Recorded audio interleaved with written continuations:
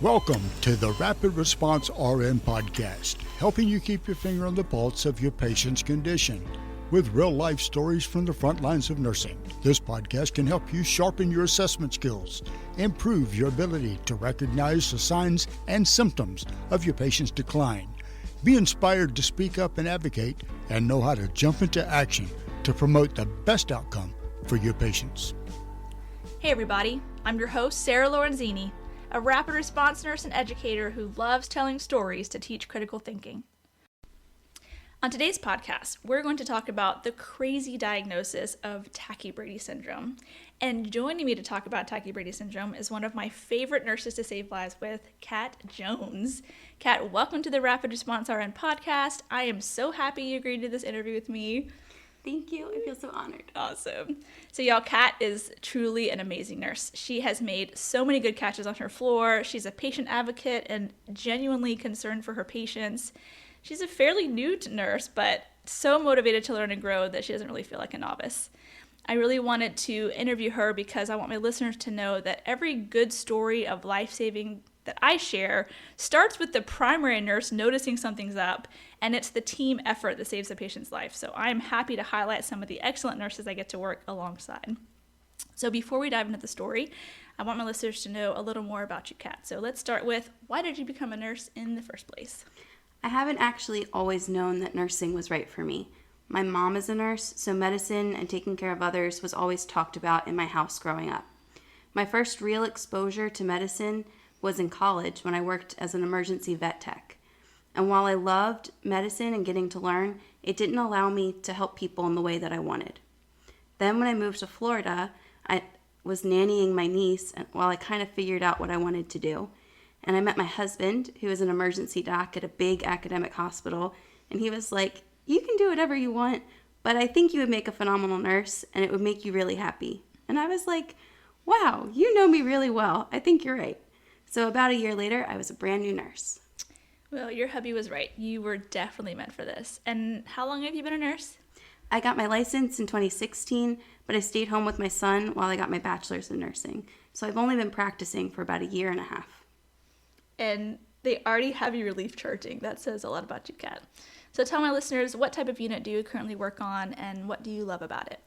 I work on a cardiac telemetry floor. I love that because our patient population is mainly cardiac patients, but there are a lot of different comorbidities that make managing their health a little more of a challenge. I also love that my floor has team members with all kinds of nursing backgrounds. So I get to ask a lot of questions and learn something new every day from my team. Yeah, y'all's floor is super busy. I think you have the most patient turnover than any inpatient unit in our hospital. So what are your future professional goals as a nurse? That is a great question. I'm still figuring it out, but I would love to learn more about emergency medicine and critical care. Eventually, I would love to do rapid response and be able to be a resource for my hospital like you are for ours. I think it's so cool that you get to advocate for your patients and educate the bedside nurse so that we can all be better for our patients. Yeah, I would love to have you on my team once you get all the right credentials and experience under your belt. It would be awesome to work together in that capacity. So now let's talk about the crazy case of Tachy Brady Syndrome. To respect our patient's privacy, we're going to refer to her as Mrs. Hart, though that was not her name. So Kat, tell me the report that you got on Mrs. Hart when you started your shift. I got an elderly female, alert and oriented ×4, ambulatory, sitting at 98% on room air, not diabetic, so no ACHS, admitted late last night in AFib RVR. Highest I've seen is 180s, but seems to be responding to diltiazem. She's gotten 2 doses of diltiazem oral, and it will bring her down to the 90s, but after a little while she goes right back up to the 140s. I also got a one-time push of diltiazem in the ER, and yesterday she had said she felt a little dizzy when she saw her cardiologist, so he told her to check into the ER. Cardiology has been consulted, so they should see her sometime this morning. And what was the plan of care before she had her bradycardic event? I like to do my full assessment in the morning with my morning med pass. So I went in, introduced myself, and asked her what brought her in. She explained that her cardiologist had encouraged her to walk a lot at home to keep her strength up. She said that she went in for a regular visit, and he said her heart was going a little too fast. I finished her assessment, checked on her telemonitor pad placement, and listened to her heart and lungs. She wasn't reporting pain or dizziness, and she said she felt a little tired, but otherwise ready to go home. She was oriented, and her biggest concern was that she wanted to get up and take a walk. I asked her if we could wait until the morning dose of diltiazem kicked in and for the cardiologist to okay it first. I was worried that if her heart rate was too fast, she may feel dizzy and fall. Cardiology still hadn't said if they wanted to do a diltiazem drip or a cardioversion. So the plan was basically, as far as had been communicated to you, to try and control her rate with PO diltiazem and possibly do a cardioversion if pharmaceutical rate control wasn't doing the job. Sounds like your typical AFib RVR admission plan of care. So then what prompted you to go evaluate her again after you had already done your assessment and passed your morning meds? The cardiologist had come to see her and had ordered IV low pressor because she wasn't converting back to normal sinus rhythm or slowing down much with the oral diltiazem. I checked the order, and before I went to pull it, I checked our telemonitor in the nurse's station to see if her current rate and rhythm had changed. As I looked, she went into asystole, and it looked real, so I ran into the room as fast as I could. What are the chances of that? So you just happened to go look at the monitor right as she went asystolic. Get it, Kat? So then what happened? So I run into the room. She was in a semi-private room, window side. When I looked at her and I called her name, she was cyanotic and unresponsive. Her husband was crying at the bedside, calling her name, and she looked like someone having a heart attack in a movie. I checked for a pulse, I didn't feel one, and I noticed she wasn't breathing. She was staring straight ahead with her mouth hanging open and making like a choking sound. So I pulled the code blue tab and I started laying the bed down so I could start doing CPR. And right before I put my hands on her chest, she woke up. What? The husband and I both breathed an audible sigh of relief, and I started asking her some questions. Mrs. Hart, can you tell me where you are? Can you tell me what you're feeling? Can you tell me what happened? And just as I asked, she just looked shocked. I don't know. We just went for a walk and I felt dizzy, so I got back in bed. The doctor said I could. I don't know. About then, the crash cart rolls in and we get her on the monitor. She's an AFib RVR, and I started to feel really silly. I asked my tech, shout out to Grace, to get me a blood sugar because my adrenaline was going and my hands were a little shaky and I didn't want to stick myself. So I got a blood pressure, and everything was coming back to her baseline. Well, it sounds like you did everything right, because cyanotic unresponsive pulseless patients with asystole on the monitor definitely need a code blue called on them, even if they wake up spontaneously. This patient needed some closer monitoring more than a med tele floor if she's going to Brady down to nothing without warning anybody. By the time we showed up, the patient was awake and oriented and back in AFib RVR, rate in the 140s, and that is why it's so important to have had the backstory from you, or we would have given her diltiazem, which, for a person with Tachy Brady Syndrome, is absolutely contraindicated without a pacemaker. So tell me how the plan of care changed after your discovery. Well, she was definitely not staying on my floor. She had a 30-second pause with 2 PVCs and no perfusing beats. Once the cardiology had talked to her and we planned to move her, I pulled the ER doc in the hall and I was like, what just happened? Did I do this to her by not pushing the low pressor quick enough? And she explained, no, that would have been so much worse. She told me a little more about Tachy Brady Syndrome and how it presents, and she said the patient is going to need a pacemaker and some closer monitoring in the meantime in PCU. Oh my gosh, Kat. Did I do this to her? You're such a trip. You freaking saved the lady's life by checking her rate and rhythm before giving the beta blocker, and thank God you did. So the rapid response team ended up transporting her to the cardiac progressive care unit to be closer monitored until she could get a permanent pacemaker. They just let her remain in AFib RVR all night long, tacking away in the 140s with the transcutaneous pacer pads on, just in case she tried to pull another stunt of 30 seconds of asystole again. And then they took her the next morning for her permanent pacemaker placement. It's a tongue twister. Then everything was looking good, and she was recovering well from the pacemaker insertion procedure, and her heart rate was controlled with the oral beta blockers. 24 hours later, she started getting tachycardic again, so they decided to start her back on diltiazem, since the pacer could work as the backup should the diltiazem cause her to Brady down again. Then things got real crazy. A few hours after the diltiazem administration, myself and my colleague had just dropped off another patient on the cardiac progressive care unit, a couple doors down from where Mrs. Hart was. And then I heard the staff assist alarm go off in Mrs. Hart's room. So I ran to find her completely cyanotic with a heart rate in the 20s. I was like, I thought she got a pacemaker now. And the nurse said, she did. She's been fine.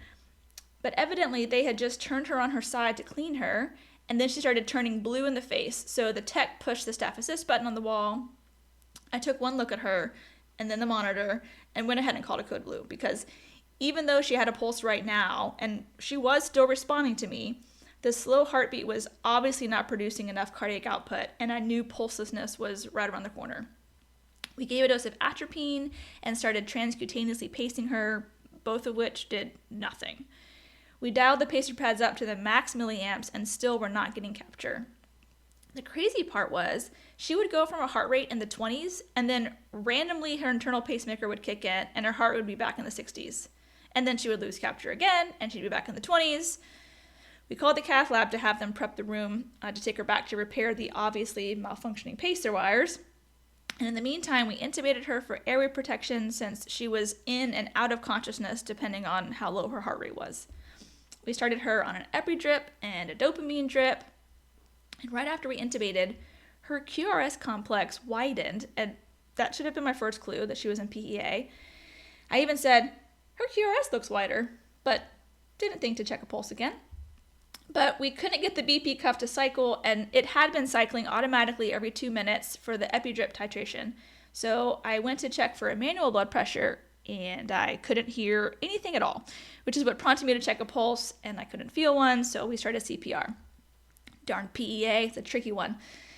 Anyways, after only one round of compressions and a milligram of epinephrine, we got ROSC. Yay!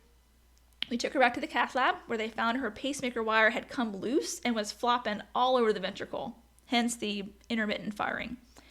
They repaired the pacer, and Mrs. Hart ended up walking out of the hospital a week later.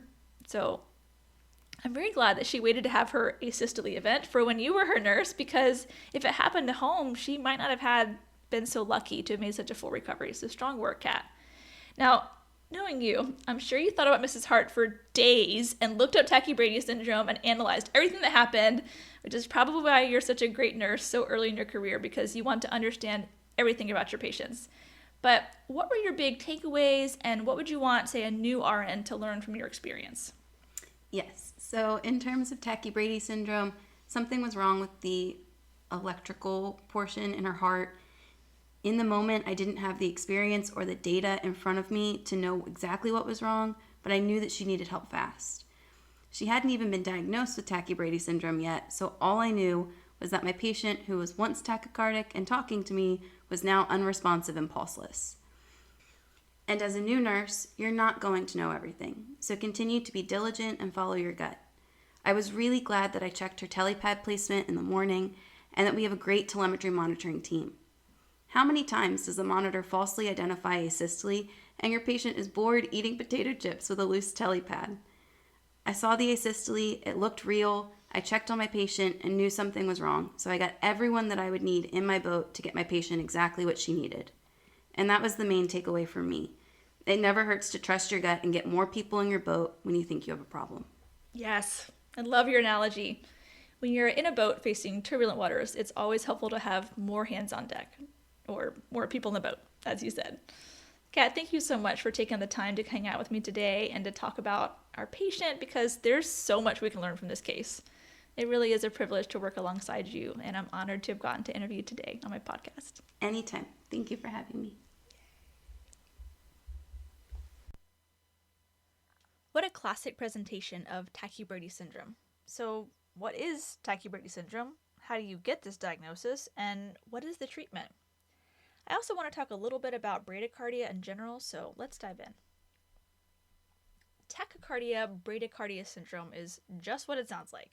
The patient exhibits episodes of both tachycardia, or heart rate greater than 100 beats per minute, and then without warning plummets into bradycardia with a heart rate less than 60, usually much less than 60.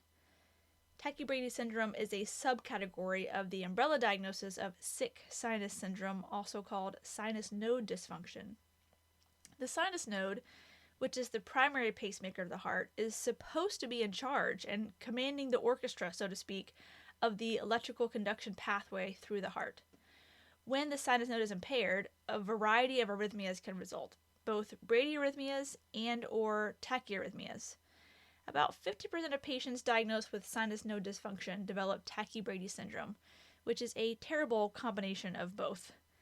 Sinus node dysfunction results from both intrinsic causes and or extrinsic factors. Intrinsic causes like fibrosis, inflammatory disease processes, ion channel dysfunction, or remodeling of the sinus node from injury or ischemia or just age-related changes. Extrinsic factors can be pharmacologic from drugs like antiarrhythmics or blockers like beta blockers or calcium channel blockers. There's digoxin, lithium, and a variety of toxins. Extrinsic factors can also be from metabolic sources like electrolyte imbalances or hypothermia, hypothyroidism, or acidosis from hypoxia. Or they can be from autonomic sources like vasovagal sensitivity. Signs and symptoms are often subtle early on, but become more pronounced and scary as the disease progresses. And the signs and symptoms are what you would expect from someone who's alternating bradycardia and tachycardia. So when they're tachycardic, they might feel palpitations or weakness, maybe lightheadedness from decreased cardiac output.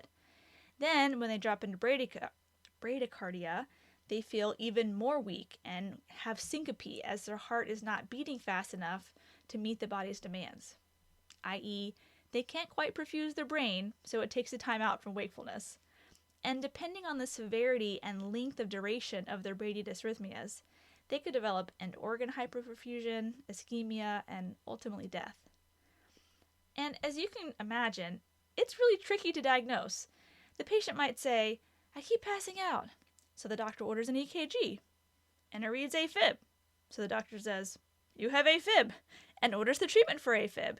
But a 12-lead EKG is just a quick snapshot of the shenanigans their heart has been up to, which leads to our next problem, the treatment. What happens if you administer rate-controlling drugs like beta blockers or calcium channel blockers to someone who's already bradycardic? You got it. It's bad news bears. So that's the issue with Tachy Brady Syndrome. You don't know the patient has Tachy Brady Syndrome until they go Brady. They might initially only present as one or the other, but the treatment for tachycardia is harmful when they randomly decide to go bradycardic. And that is exactly what happened to Kat's patient. Mrs. Hart went to her cardiologist with dizziness.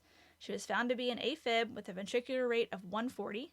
So they sent her to the ER, and the ER, appropriately, as far as they knew, gave her diltiazem to slow her heart rate, and then she got a few more doses to help keep her rate controlled. So when she finally converted out of AFib, she went bradycardic, and she got really Brady, like her 30 seconds of asystole. The apparent pathway that was causing the AFib finally got enough blocker on board to calm it down, but the sinus node took a hot minute, actually 30 seconds, to recover and kick back into gear. Treating AFib RVR with a calcium channel blocker is totally appropriate if you just have AFib RVR. But Kat's patient had Tachy Brady Syndrome that just was undiagnosed. So imagine if Kat had not checked her heart rate on the monitor and gave a beta blocker on top of the calcium channel blocker. That is double blocking a patient who intrinsically is bradycardic. And that, my friends, is a recipe for a code blue. So thank goodness she did not give that drug and she did a final check before pushing the beta blocker, because that is how we were able to give her the diagnosis of Tachy Brady Syndrome. The definitive treatment is an AV pacemaker placement, or dual chamber pacer, which paces both the atria and the ventricles. It's more of a backup. As long as the sinus node is doing a good job, it's not needed. But if it goes too slow, then the pacemaker senses that and kicks in to ensure a heart rate that's fast enough to provide adequate cardiac output. So if patients need to be put on a rate-controlling drug to keep their heart rate less than 100, it's safe because the patient might flip back into bradycardia, but it's no big deal. The pacer's there to keep them from having those long pauses. But in Mrs. Hart's case, after her pacer was placed, she continued to be tachycardic, so she got the diltiazem, but her pacer malfunctioned, and it did not perform its safety net function. That is why she ultimately coded on us, even with the pacemaker in place. Fortunately for her, it happened while she was still at the hospital and on the monitor with the nurse tech right there, and the rapid response team was literally a few doors down. So she got a very quick response and was able to recover and be discharged. Yay! Now, let's talk a little about bradycardia treatment. When I teach ACLS, we spend a whole hour on bradycardia because it's a common way that patients try to die. But I can't go into all of the bradycardias on this podcast. What I do want to discuss is some of the common things that trip people up or cause confusion. The first one is, not all bradycardic patients need immediate treatment.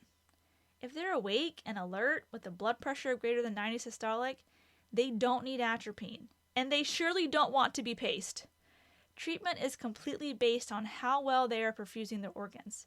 If they have a good blood pressure and they're able to carry on a conversation, then their brain is being perfused. You can go ahead and get out the pacer pads and just have the pads on the patient's chest for good luck, but no electricity is required yet. However, sometimes these patients start out doing okay, but become unstable, and that is when it's time to start using pharmacological or electrical interventions. The second thing I see is that atropine only works for bradycardias that originate above the AV node. So if you have a wide complex bradycardia, that tells you the beat is originating below the AV node. You're just wasting time with atropine. Your other options are a dopamine drip or epinephrine drip, and those are great because you can titrate them to get the heart rate and the blood pressure the patient needs to perfuse their organs. But even those don't work a lot of time, and you have to transcutaneously pace the patient. Which leads me to my final point. When using transcutaneous pacing, do not get excited when you see pacer spikes on the monitor. This does not mean that the heart rate has increased. That just means that your device is delivering electricity, like it's supposed to. You need to see a QRS complex after every pacer spike. That looks like pacer spike, QRS, pacer spike, QRS, pacer spike, QRS. And when you see on the monitor a QRS complex after every pacer spike, we call this electrical capture. That means the device fired and the heart's electrical system responded. Sweet! You can almost get excited, but not yet. Just because you see something pretty on the monitor does not mean that is a reflection of what the heart muscle is actually doing. Sometimes you can have electrical capture, but no mechanical capture, meaning the electrical system is responding, but the heart isn't actually squeezing in response to that impulse. Kind of like PEA, when you have an organized rhythm on the monitor, but don't feel a pulse. If you have electrical capture, but not mechanical capture, you will feel the radial pulse and it won't feel as fast as what the monitor is showing. And I see this all the time, and it can be missed by very experienced clinicians. Once I had a flight crew bring in a patient to the ER that looked like death warmed over. He was pale and diaphoretic and minimally responsive, but on the monitor, he had a beautiful paced rhythm of 80 beats per minute. The crew reported that they had capture at 100 milliamps, but when I went to check the radial pulse, it was more like 20 beats per minute.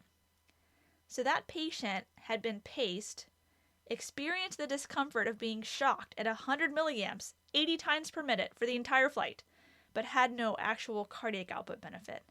That just sucks. We ended up having to place a transvenous pacer on the patient because we couldn't get mechanical capture from the transcutaneous pacer pads.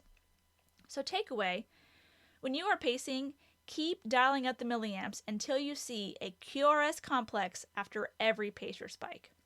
Once you see that, you can say you have electrical capture. But you can't say you actually fix things until you confirm mechanical capture by comparing the radial pulse to the rate you see on the monitor. And once you feel the radial pulse and what you're feeling matches what you see on the monitor, now you can say that you got mechanical capture. And that is the kind that will actually improve your patient's cardiac output. And that you can get excited about. There is so much more that I could say about bradycardia, but let's just summarize Tachy Brady Syndrome and save the other stuff for a future podcast. Tachy Brady Syndrome is a type of sinus node dysfunction that you might hear called sick sinus syndrome. It's easy to diagnose Tachy Brady Syndrome when the patient's on the monitor and you can see them flipping in between fast rhythms and slow rhythms. But if you haven't seen it happen, some clues are a patient who tells you they keep passing out or almost passing out, and they present to you with AFib-RVR, because AFib by itself rarely produces syncope, so something else is going on. Once we have the diagnosis of Tachy Brady Syndrome, do not give blockers for the tachycardia. They can just be tachy for a little while until they get their pacemaker. Make sure you treat all the other possible causes for tachycardia, like sepsis, dehydration, pain, anxiety, but don't give a cardiac drug that will drop the heart rate.